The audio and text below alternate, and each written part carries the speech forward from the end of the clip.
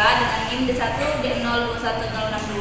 Di sini saya sebagai moderator dari saudari Yohanada yang akan mempresentasikan seminar proposalnya. Di sini ada pembahas utama, yaitu yang pertama ada Dede, yang kedua Mariani, yang ketiga Wahid. Kepada saudari Yohanada, silakan mempresentasikan proposalnya. Baiklah, langsung saja di sini saya akan memaparkan proposal saya dengan judul pengaruh tingkat kematangan kompos terhadap pertumbuhan bibit jengkol. Nah, topik yang akan dibahas yang pertama ada pendahuluan, tujuan, hipotesis, dan metodologinya. Untuk pendahuluannya, yang pertama itu tanaman jengkol merupakan tanaman khas wilayah tropis Asia Tenggara yang dapat ditemukan di Indonesia, Malaysia, Myanmar, Thailand. Nah, jengkol ini juga termasuk dalam tanaman hortikultura yang digunakan sebagai bahan pangan masyarakat Indonesia. Nah, kompos adalah bahan organik yang dibuat dari pengomposan bahan-bahan seperti sisa pertanian, limbah, dan bahan-bahan lainnya. Kompos dapat digunakan sebagai media tanam yang dapat meningkatkan kualitas tanah dan meningkatkan pertumbuhan tanaman. Nah, sebelum menggunakan kompos, kita juga harus meningkatkan kualitas dan kematangan kompos. Karena tingkat kematangan kompos merupakan hal utama yang harus diperhatikan dalam penggunaan kompos. Karena itu, analisis terhadap kematangan kompos merupakan salah satu aspek yang penting.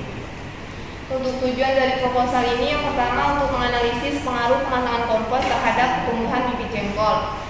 Yang kedua, untuk mendapatkan tingkat kematangan kompos yang terbaik pada pertumbuhan bibit jengkol.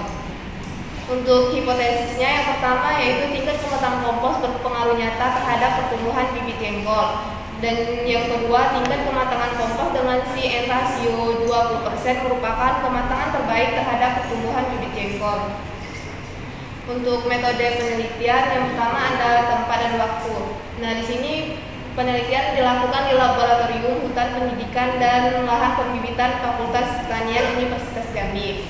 Untuk alat dan bahan, alat yang digunakan yaitu polybag, paranet 50%, cangkul, parang, penggaris, jangka sorong, timbangan, oper, plastik bening, ember, spidol, kertas, label, dan kamera. Dan untuk bahan yang digunakan yaitu bibit, kompos, dan tanah lapisan atas subsoil.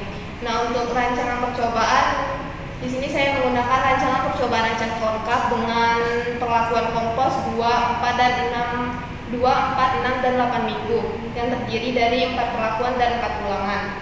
Untuk pelaksanaan penelitian yaitu ada persiapan daerah areal, persiapan bibit tanam, persiapan media tanam, pemindahan bibit, dan pemeliharaan tanaman.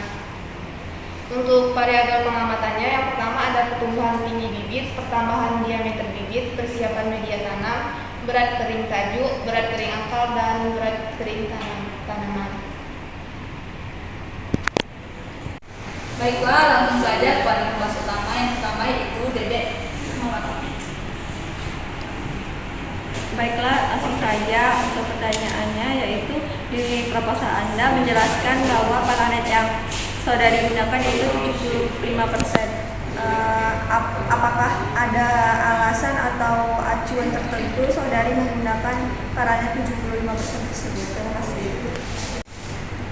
Baiklah, untuk pertanyaan dari saya, pengukuran untuk variabel pengamatan itu yang Anda lakukan berapa kali dalam seminggu?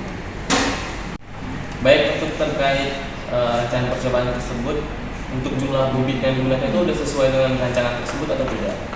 Sekian, terima kasih. Oke, langsung saja untuk pertanyaan yang pertama, alasan saudara menggunakan paranet 75%. Ini sebenarnya kesalahan saya. Sebenarnya paranet yang digunakan itu 5 intensitasnya sebesar 50%. Nah, itu kenapa saya menggunakan intensitas cahaya 50%? Karena dalam masa perkecambahan itu yang disarankan 50% karena mampu mempertahankan keseimbangan fisiologis tanaman untuk berkecambah dengan baik. Nah, itu menurut Samosir. Nah, untuk pertanyaan yang kedua yaitu pengukuran untuk variabel pengamatan. Nah, di sini saya untuk variabel pengamatannya saya mengukurnya selama 1 minggu sekali, tetapi pengukurannya itu dimulai ketika 2 minggu setelah tanam. Untuk pertanyaan ketiga yaitu jelaskan jumlah bibit yang saudara gunakan. Nah, di sini kan saya menggunakan rancangan Rancangan acak dalam perlakuan kompos itu 2, 4, 6, dan 8 minggu yang terdiri dari 4 perlakuan dan 4 ulangan.